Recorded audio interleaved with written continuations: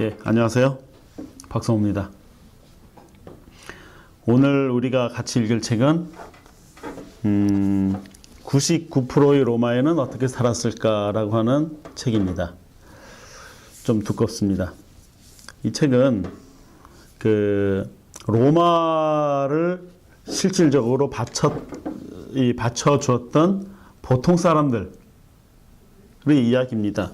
그러니까 평민들 이야기죠. 노예 이야기도 있고 매춘부 이야기도 있고 그 다음에 산적, 해적 뭐 이런 여러 종류의 사람들을 이야기를 하고 있어요. 빈민들은 어떻게 살았나, 남자와 여자 뭐 이런, 또 군인들, 검투사 뭐 이런 이야기들, 우리가 이제 영화에서 보던 로마 그러면은 왜 화려한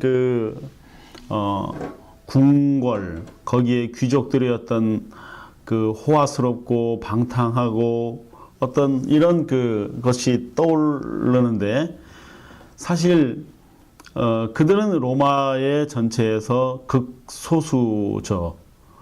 그러나 로마의 어떤 구성원은 굉장히 다양합니다. 로마에 살았던 사람들만이 아니라 로마가 정복했던 수많은 민족들도 다 로마의 구성원들이었고, 그 다음에 그들이 어떻게 살았는지에 대해서 우리가 좀 전반적으로 이제 이 책에서는 다루고 있습니다. 사실 이 책을 이해를 하자면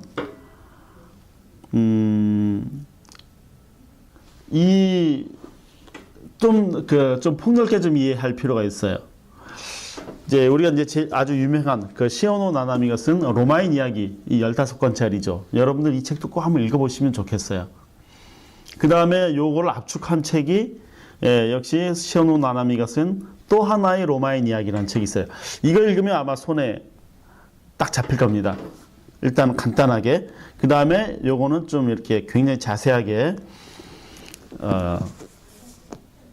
해설이 돼 있죠. 아주 스토리로.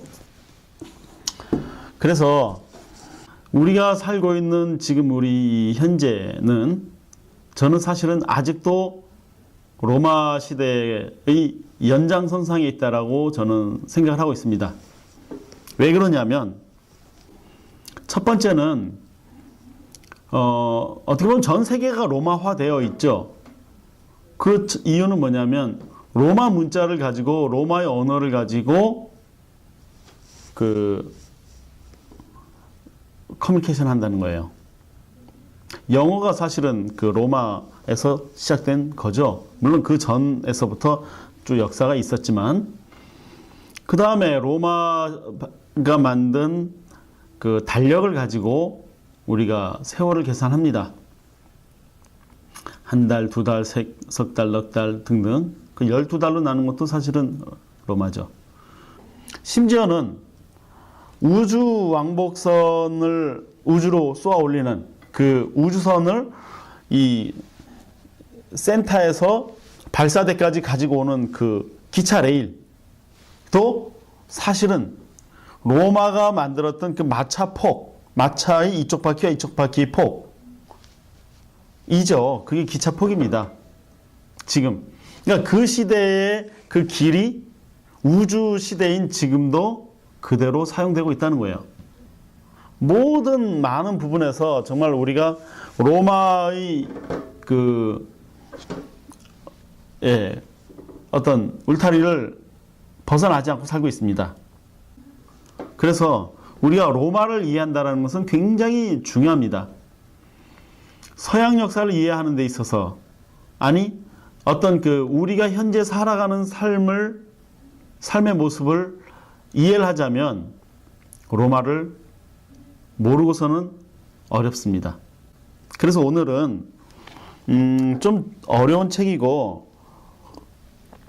어려운 주제고, 그 다음에 이야기를 굉장히 폭넓게 해야 되는 거지만 그렇게 할 수는 없고, 그래서 제가 생각을 좀 해봤습니다. 이 책을 가지고 어떻게 서로 이야기를 나누면 좋을까, 어디에 포인트를 맞추면 좋을까, 그리고 로마 이야기를 가지고 지금 우리에게 뭔가 가지고 와서 뭔가 배워야 되잖아요. 현재의 삶을. 그러자면 어디에 포인트를 맞춰야 될까를 고민하다가 이제 귀족과 평민과의 어떤 그 관계를 좀 설명을 드릴까 합니다. 이 책은 로마의 보통 사람들, 평민들의 이야기예요. 아니요, 평민 노예도 있고, 뭐 검투사도 있고, 뭐 매춘부도 있고, 산적, 해적, 뭐 별별 사람들 이야기가 다 있습니다. 그런데 또 역사라고 하는 것은 그 승자를 중심으로 기술하잖아요. 그러니까 지배자 기준으로 또 그 역사가 기술되기 때문에 이 둘과의 관계를 우리가 좀 알 필요가 있어요.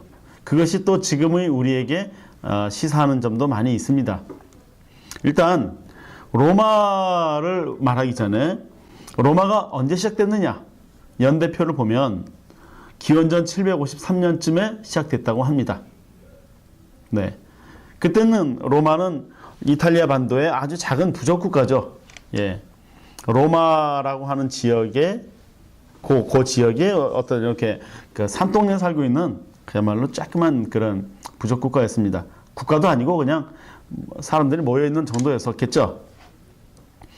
그리고 나서 한 400여 년이 지나서 그동안 로마가 점점 이렇게 로마는 처음에 굉장히 힘이 약했지만 굉장히 이제 그 아주 지혜롭게 힘을 키워서 이탈리아 반도를 통일합니다. 한 400, 그러니까 BC 334년입니다. 그러고 그 뒤에 포에니 전쟁이라고 하는 굉장히 그야말로 로마의 그 목숨이 왔다 갔다 하는 엄청난 위기가 옵니다. 예, 지중해 건너편에 있는 카르타고와 로마가 한 100년 동안 싸웁니다. 1차, 2차, 3차에 걸쳐서 거기에서 그 유명한 카르타고의 영웅 한니발 얘기가 나옵니다. 그러고 나서 그 우리가 흔히 말하는 로마, 그 서로마입니다. 그 멸망이 기원 후 AD 476년에 멸망합니다. 그 전에 동로마와 그 다음에 서로마가 나눠집니다. 그러니까 그리스 쪽에 있는 그쪽을 이제 황제가 둘이 생긴 겁니다. 그래서 동로마와 서로마가 분리가 됐고, 동로마는 AD 476년쯤에 망했고, 그 다음에 서로마가요. 그 다음에 동로마는 그 뒤에 한참 뒤 한 1000년 정도 더 유지가 되다가 1453년쯤에 로마라는 흔적이 이름이 이제 간판을 내리게 됩니다. 이렇게 긴 시간 동안 그 서양의 역사를 관통해왔던 로마였었죠. 그래서 오늘은 이 로마인들, 그러니까 동로마 쪽이 아니라 서로마죠. 서로마 쪽 이야기를 좀 할까 합니다. 자, 그 로마라는 게 이제 공화정이라는 게 이제 그 출범이 됐어요. 공화정이라는 게 일종의 공화국 비슷하죠. 공화국이라는 것은 그 여러 사람이 같이 지배하는 겁니다. 여러 사람이 지배를 하는데 그 지배의 주체가 누구냐면 원로원이죠. 원로원. 이 공화정이 출범하고 나서 제일 큰 문제가 뭐냐면 귀족과 평민의 다툼이에요.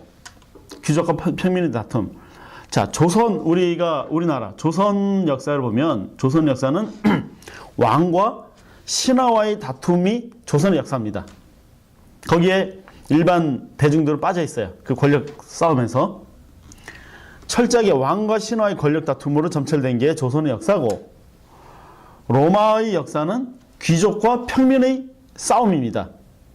그래서 오늘 이 책은 로마의 보통 사람들의 이야기인데, 이 책을 우리가 이해를 하자면 이 귀족과 평민의 관계가 어떻게 점철되는지를 알 필요가 있어요. 그래서 오늘은 그 부분에 제가 조금 설명을 드리도록 할 겁니다. 자, 로마는요, 뭔가 그 통일이 되고, 그 다음에 그 영토를 넓혀가는 그 계속 과정에서 전쟁을 치릅니다. 그렇게 전쟁이 계속 되다 보니까 이제 군사가 많이 필요하잖아요. 군사가 많이 필요하니까 이 로마에 살고 있는 오리지널 로마인 말고 피정복 국가의 국민들도 로마 군사로 이제 흡수를 합니다. 예, 군사가 점점 많이 필요하잖아요. 그래서 그들에게 혜택을 주는데, 야, 너네가 로마 군인이 되면 시민권도 부여하고, 그 다음에 뭣도 해주겠다라고 하는, 이런, 하면서 나중에는 이제 그 징병제를 실시합니다. 그러다 보니까 평민들이 이제 발언권이 점점 세지는 거예요. 야, 우리 이거 해줘, 저거 해줘. 라는 요구사항이 많아지죠. 왜? 야, 우리를 위해서 전쟁을 해달라고 부탁을 하는 지배계층이 아쉬운 소리를 하니까. 네. 그러면서 이제 그런데 그 상황이 뭐냐면 모든 권리, 완전한 권리는 지배자인 귀족만이 누릴 수 있고 평민은 전쟁도 치르고 세금도 내고 노동도 하고 생산도 하고 하는데 완전한 권리를 행사를 못합니다. 그리고 투표권도 있었어요. 로마 시민이 된다는 것은 투표권이 있다는 겁니다. 이거는 굉장한 혜택이죠. 그래서 로마는 정복 국가의 국민들에게도 투표권을 줬습니다. 로마 시민권을 부여한 거예요. 일종의 로마 시민권은 이런 겁니다. 미국 시민권을 부여하는 거하고 똑같죠. 지금으로 말하면. 네. 근데 문제가 뭐냐면 투표권은 있으나 피선거권이 없어요. 그러니까 내가 출마할 수 있는 권리가 없는 겁니다. 그러니까 이게 뭐야? 라고 불만을 가지게 되죠. 야, 우리도 한번 선출해서 뭔가 국가를 경영하는데 참여하고 싶다. 우리는 모든 굳은 일을 다 하는데 혜택은 너네가 다 가지 않냐? 귀족들 너네들이. 그래서 그때부터 이제 막 갈등이 생기는 겁니다. 그래서 이제 그런 과정에서 로마의 뿌리는 이제 그리스죠. 그리스인데 늘 그리스라는 나라를 로마는 일종의 뭐냐면 이제 오리지널 국가로서 동경을 하는데 귀족들은 그리스에서도 스파르타를 동경하고 평민들은 민주국가인 아테네를 동경합니다. 스파르타는 절대 권력자가 명령하는 대로 아주 일사불란하게 움직이죠. 네, 거긴 이의가 없어요. 그러니까 귀족들은 그런 체제를 동경하고 평민들은 누구나 다 발언권이 있으면서 뭔가 민주사회였던 아테네를 동경을 합니다. 예. 이건 뭐냐면 이만큼 로마 사회가 이제 구조적인 갈등을 겪고 있다는 얘기예요. 그래서 평민들이 막 저항을 합니다. 우리에게도 뭔가 권리를 달라. 우리에게도 뭔가를 정책에 참여할 수 있는 이런 이제 데모를 하고 하니까 이제 귀족들과 평민들이 이제 붙어서 협의한 결과 제도를 하나 만드는 게 뭐냐면 호민관 제도라는 걸 만듭니다. 호민관 제도. 그러니까 평민들의 목소리를 국정에 반영할 수 있는 호민관을 선출하는 거예요. 평민들 중에. 지금으로 말하면 뭐랄까요? 이제 하원 의원이 되겠죠. 상원 의원, 하원 의원 있잖아요. 미국의 경우 하원 의원인데 호민관은 평민들 한테 대표하는 그런 노조위원장입니다. 예. 그래서 이제 호민관 제도를 신설했어요. 그래서 호민관 제도를 신설한 다음에 이제 두 호민관이 법을 만듭니다.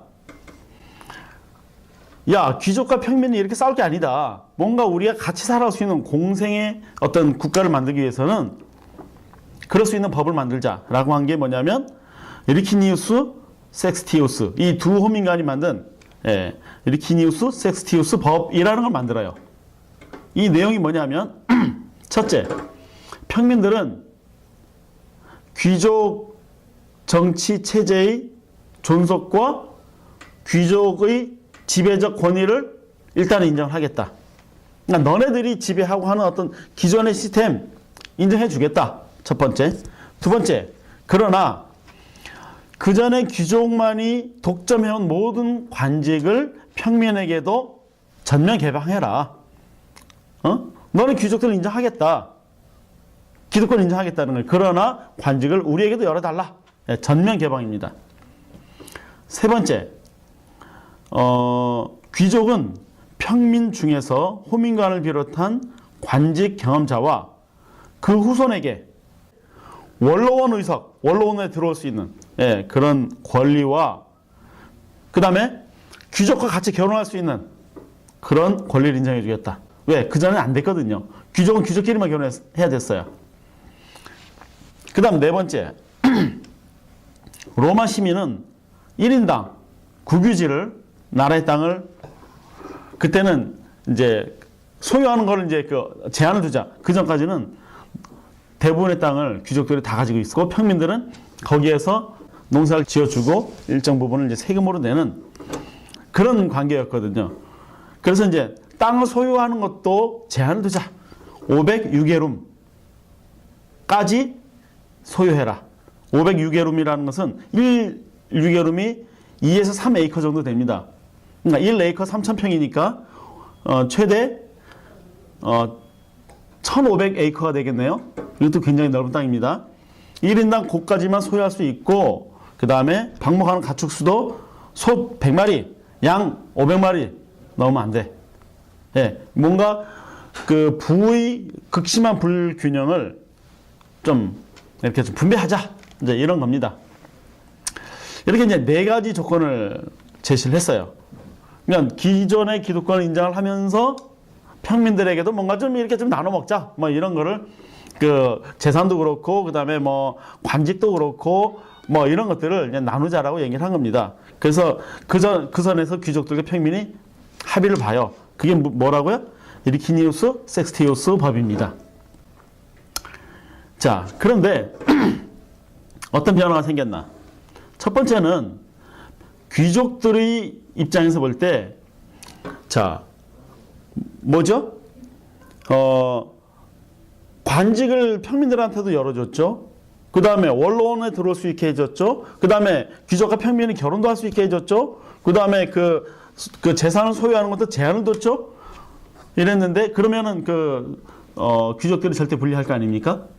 그러나 사실상 그렇지 않았어요.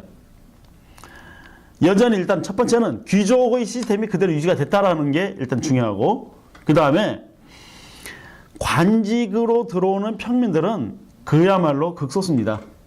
호민관 몇 명 안 됩니다. 걔네들 그리고 또 임기가 있어요. 짧아요.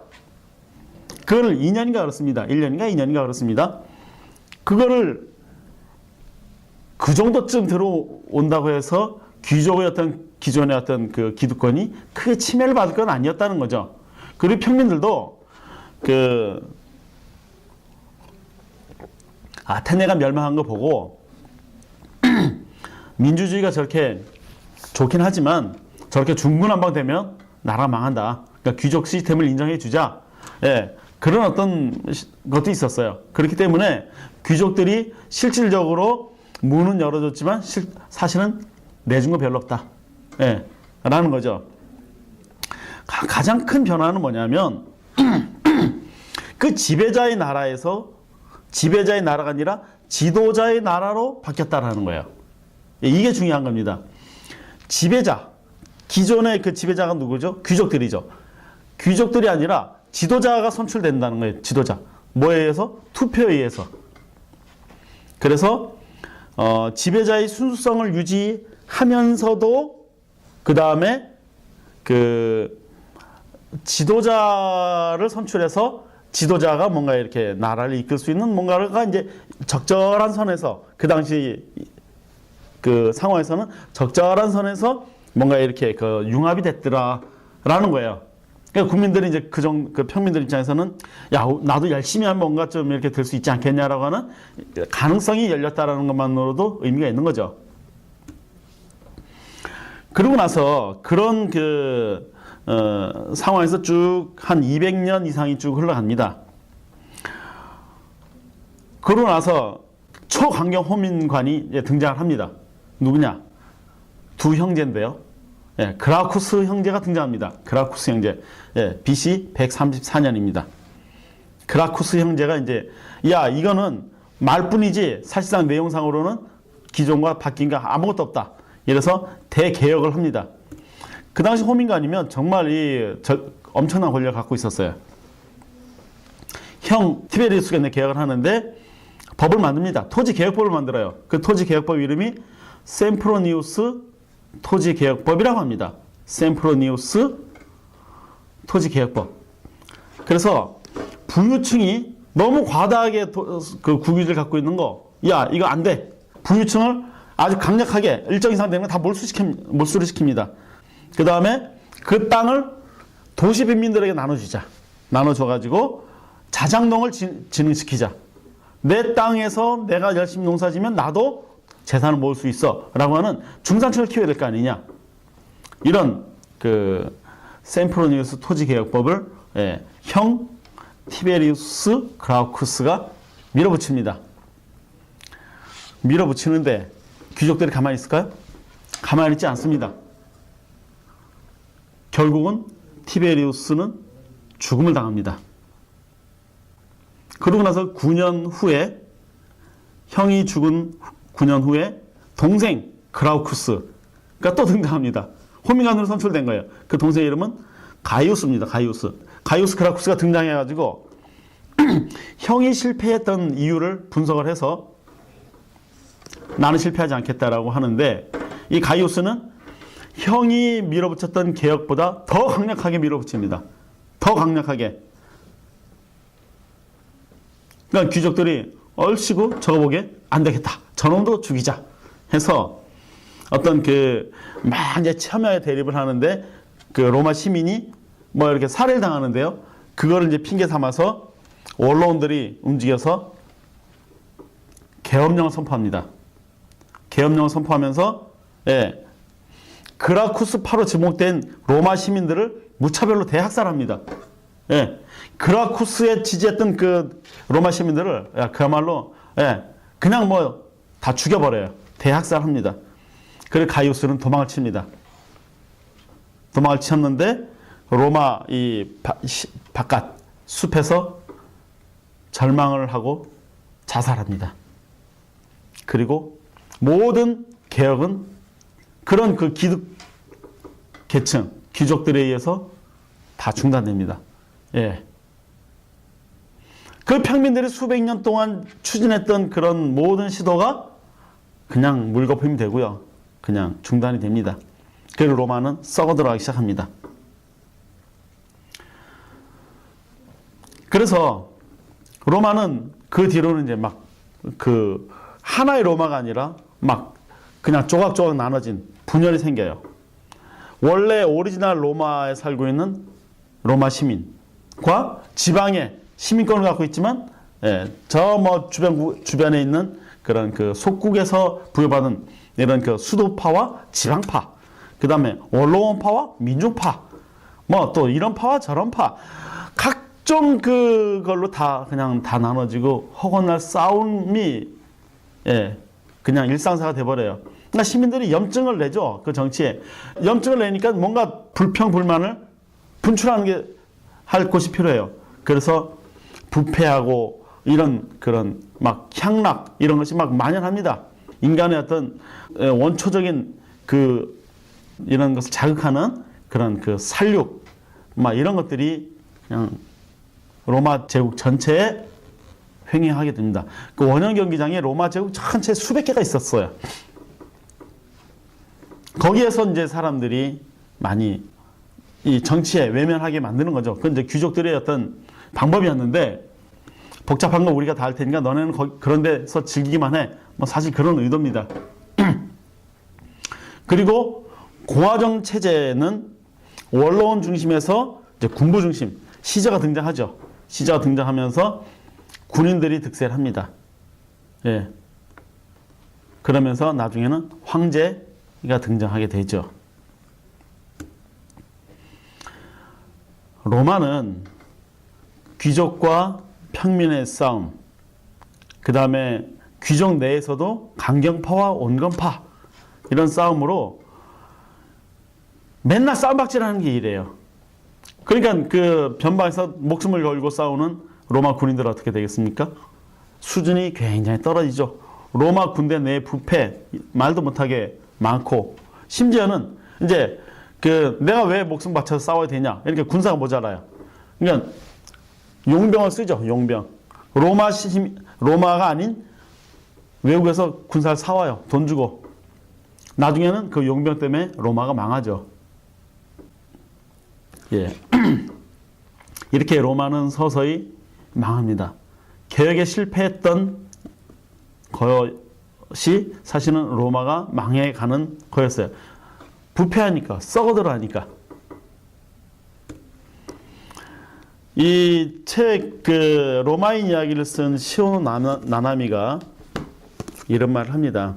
로마는 하루아침에 이루어지지 않았다라고 말을 하는데, 멸망도 이렇게 얘기를 해요. 불타버리긴 했다. 그러나 화염으로 불탄 건 아니었다. 멸망하긴 했다. 그러나 처절한 비명소리와 함께 멸망한 건 아니었다. 아무도 모르는 사이에 그렇게 로마는 사라져 버렸다. 그렇게 얘기를 합니다. 하루아침에 이루어지지 않는 로마가 멸망한 것도 하루아침에 멸망하진 않았다.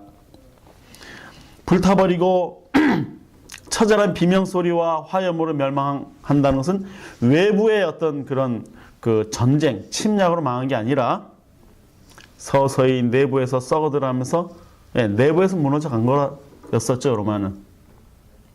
자, 이것이 이런 로마의 어떤 역사를 보면 우리가 지금 살아가는 어떤 모습과 참 많은 부분에서 다르지 않아요. 역사는 늘 수레바퀴처럼 돌아간다고 하잖아요. 자, 우리가 이제 한 세 가지 정도를 한번 생각해 보자고요. 첫 번째, 과거의 로마가 지금 우리가 살고 있는 현재 사회와 무엇이 같았고 무엇이 달랐나? 그 다음 두 번째, 로마가 흥할 때는 왜 흥했으며 망할 때는 왜 망했을까? 흥한 이유와 쇠망한 이유는 무엇일까? 그 다음 세 번째는 로마의 개혁을 위한 노력. 예? 그라쿠스 형제도 있었고 수많은 사람들이 사실은 로마가 이렇게 하면 안 된다라고 해서 그 개혁을 시도했지만 다 실패를 했습니다. 실패했기 때문에 로마가 망했죠. 그런 로마의 개혁을 위한 그런 노력들이 지금 우리에게 시사하는 바는 뭘까? 예. 최근에 새로운 대통령이 취임했습니다. 지금 우리 사회도 분열이 되고 있고 대립이고 굉장한 싸움이 있습니다. 로마와 저는 다르지 않다라고 봅니다. 그 로마가 우리에게 시사하는 바는 뭘까? 우리는 어떤 생각을 하면서 살아야 될까? 이것을 이 책을 통해서 여러분들이 같이 한번 생각해보는 기회를 가지면 좋겠습니다. 감사합니다.